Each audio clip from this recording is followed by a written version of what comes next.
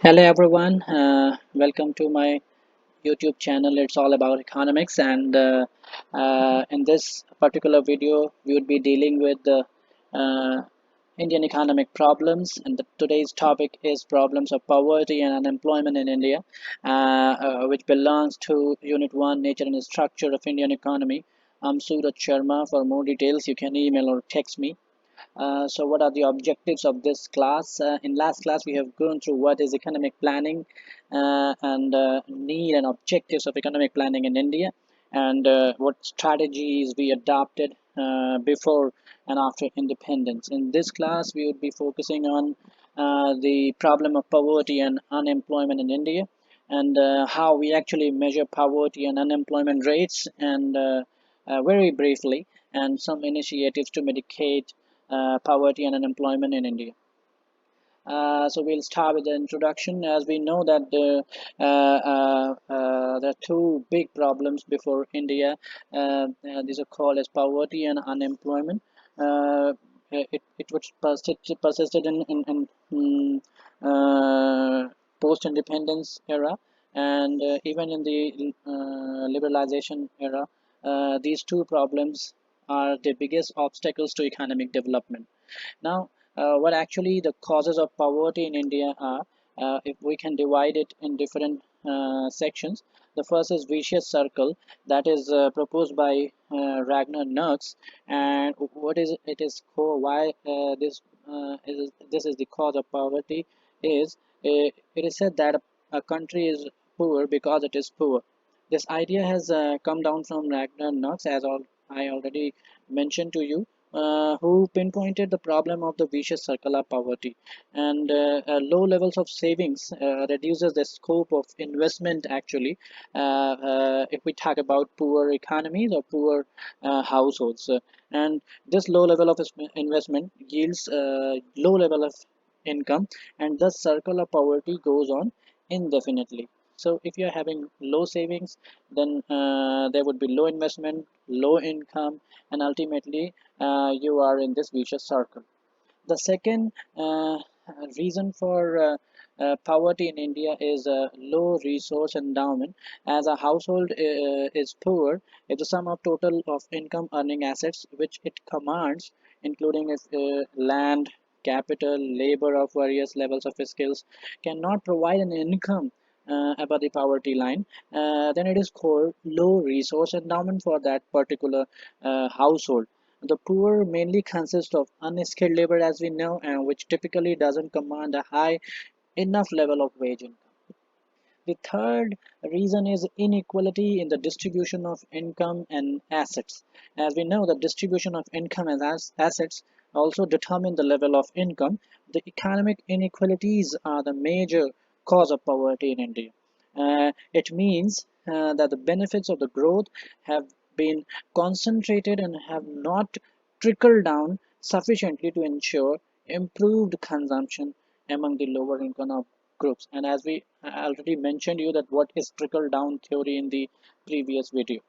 Now, low access to essential services. For example, if we see the situation of education and the situation of health infrastructure is very low, and this is very limited in case of poor households. Institutional credit is not up to the mark, and poor gets do not get adequate institutional credit, and as employment opportunities as concerned, because they are poor, they don't have skill, they don't have education, and they don't have access to institutional credit, and ultimately they lack employment opportunities.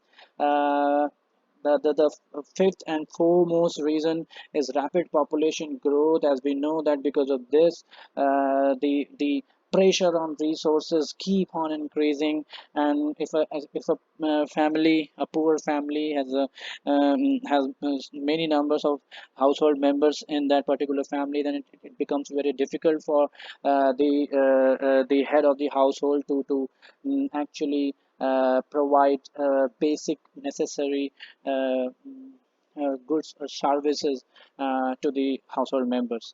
The sixth important reason uh, uh, for poverty is low productivity. What productivity is actually, it is per unit production. And we saw that as far as labor is concerned, the productivity of labor is very low because because they don't acquire good education, they don't have a good health to produce, and they don't actually have that skill. So the low productivity is the basic reason of poverty in India. And ultimately, social norms and custom, as we know that our society is having rigid caste system, and because of that there are caste discrimination. If we consider the employment opportunities, we have social customs which actually made people to spend a large percentage on of their earnings into social ceremonies, and this leads to abject poverty. Now, as far as causes of unemployment are concerned, we have first and foremost low economic growth compared to the targeted growth rates, and because of industrial growth is was very low, and the growth rates of for industrial sector was very low. This economic growth cannot provide enough employment opportunities in India.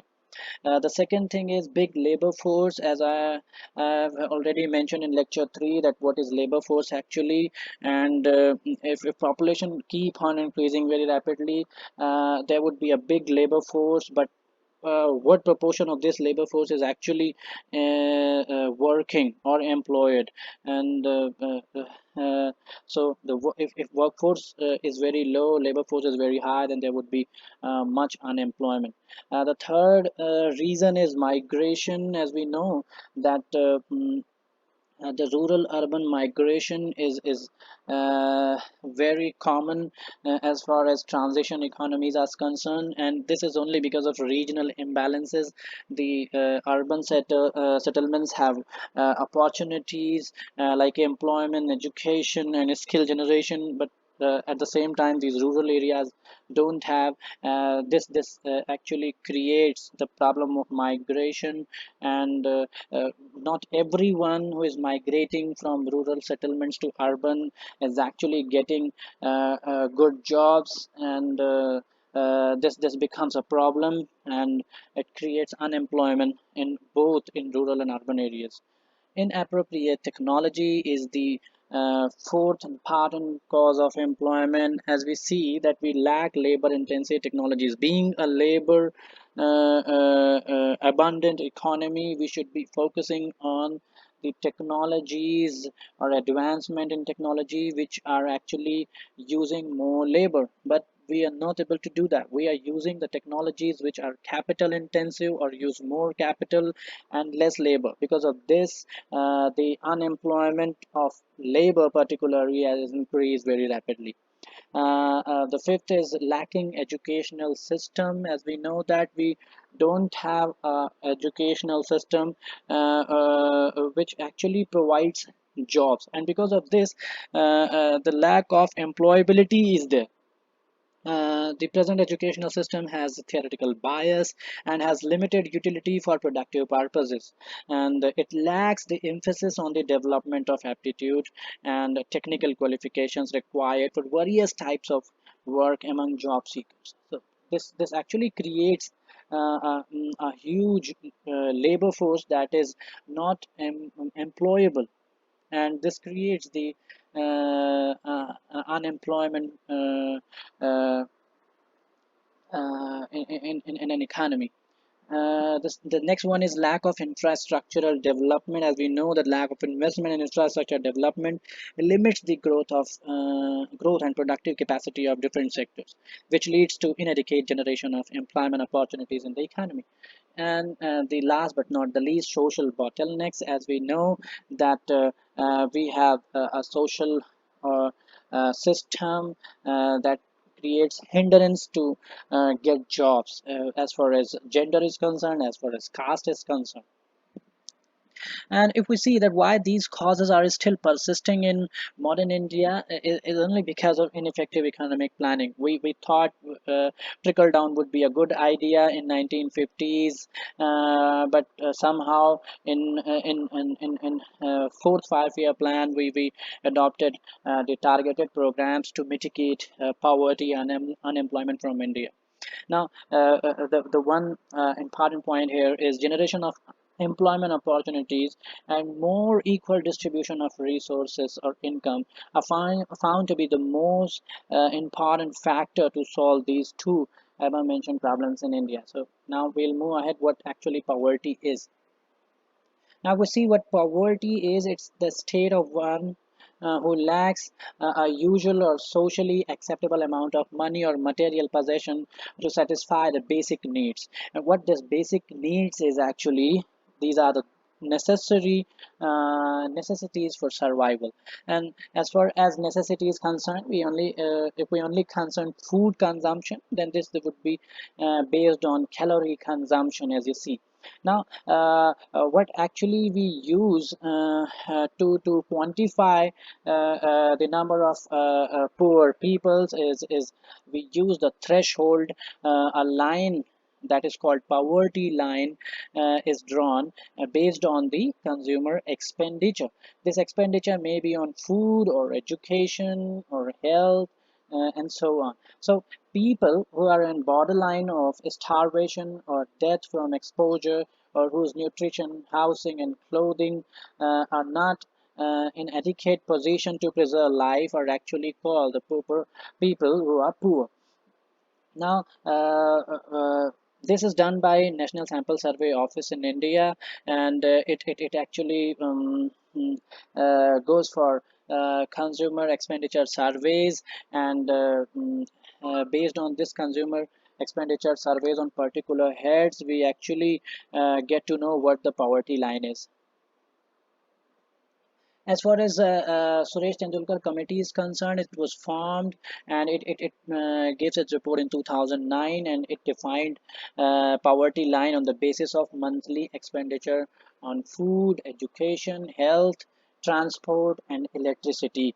Now, if we see this line is actually counting the heads, and that is called poverty as head count ratio.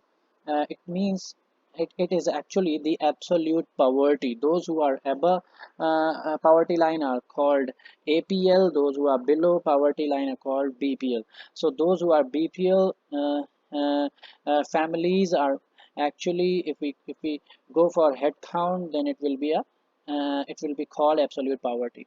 There is one concept of poverty that is called relative poverty, which is based on income disparities within groups. If we see that there are poor, means there are BPL families, but how many of these BPL families are in a very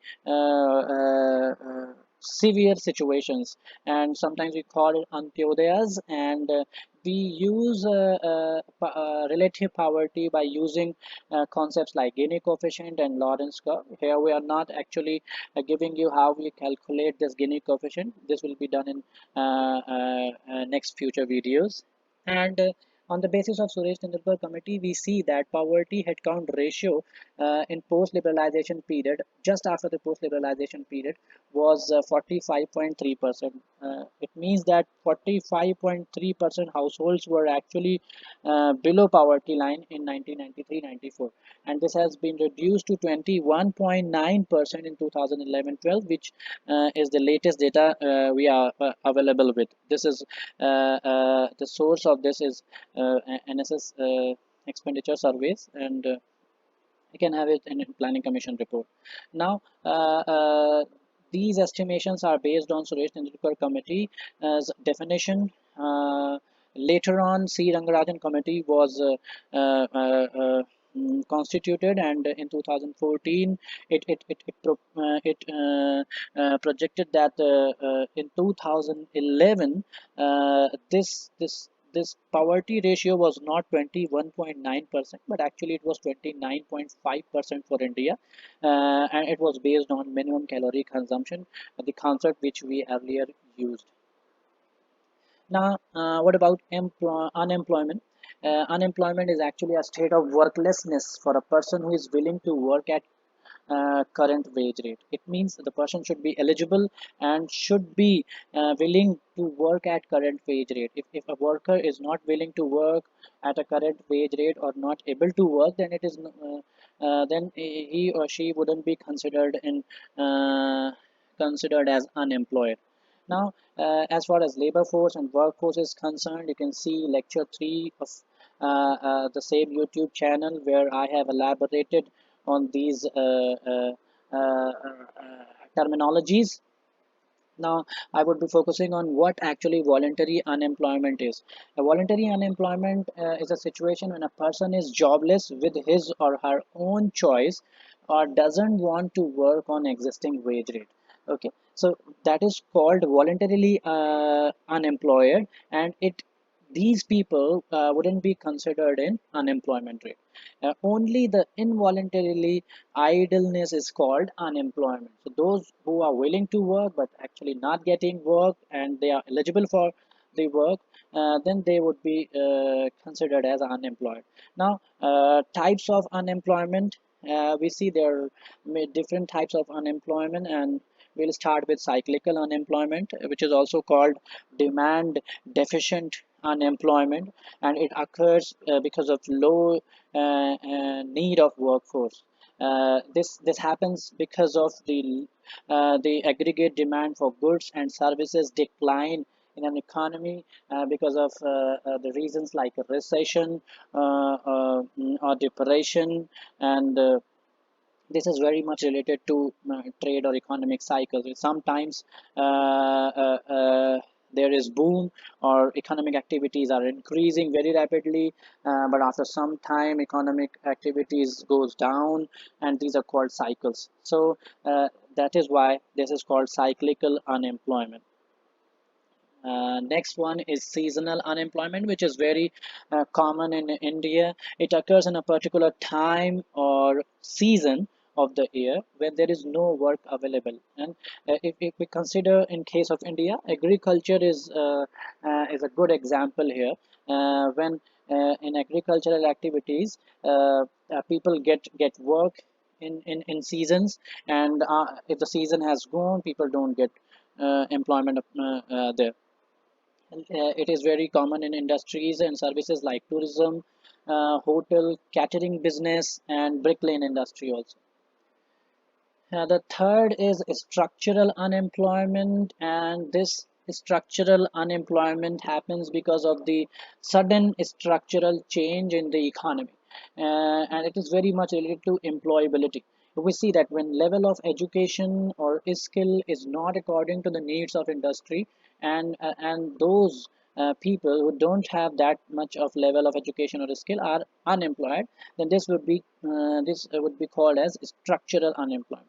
For example, if because of long-term changes in demand pattern, there is a change in technology adopted in production, unemployment may increase in the section of society where people do not have adequate knowledge of that particular technology. And the best example for this is the introduction of computers, as we saw that in when we introduced computers in working culture, there was a sudden drop in employment rates. But after that, we managed to get that. The fourth is frictional unemployment, and it is usually a period of unemployment for a person who has left or out of his present job for and searching a new or better job. So this is actually for a time of friction, and it happens because a person is finding a new job and sitting idle in home, or is in search of better job, and for some time he or she is out of the job. Disguise unemployment, it is also very common in India and found in mostly in agriculture. Here not it's actually not visible from a general point of view. It occurs when a person doesn't contribute to total output, and if you see in technical terms, you can say that the marginal productivity of that person is zero, or sometimes it's negative. Most common in family labor like agriculture, where so many people are actually working on the same field. But if we put out that person from out of the field, then there would be no change in total output. That is why we call it disguise unemployment. Uh, Now we would be focusing on natural rate of unemployment. It is generally considered a minimum level of unemployment, and it is as a result of frictional or structural reasons. So only frictional or structural reasons are the reasons of unemployment in a country. Then it is called natural rate of unemployment. Underemployment happens because its economic activity is not in accordance to the level of education or qualifications or skills of a person. Then a person is called underemployed. This is one of the basic reason of fractional unemployment, and that is why people leave job and go for better job opportunities. uh, Now how we actually measure this unemployment rate, and you can see lecture 3 on human resources in India for more details, and this is actually based on NSS surveys. I'm only here giving you an idea that where different statuses are used to measure unemployment rates in India. First one is usual principal status, that is called UPS, and here the unemployment is actually or the unemployment rate or person unemployed is identified on the basis of a time period where he or she didn't find work for a major part of the year, and it is based on the principal activity. What does it mean, principal activity? There are two types of activity. One is principal and the other is subsidiary. A principal activity is the main activity of that person for earning purposes, and if he is doing he or she is doing something else in the subsidiary status, that is called subsidiary status. There is the other approach, that is called UPSS, usual principal and status subsidiary status. It is based on both principal and subsidiary activities, and if a person didn't find work for a major part of the year, both in principal and subsidiary activities, he or she would be called as unemployed. Current weekly status is based on not getting unemployment even an hour work during the survey week. So just before the survey week, if a person didn't get a job even for an hour, then he or she would be called unemployed on current weekly status. Likewise, current daily status is there, a person who didn't find work on a day or some days during survey week.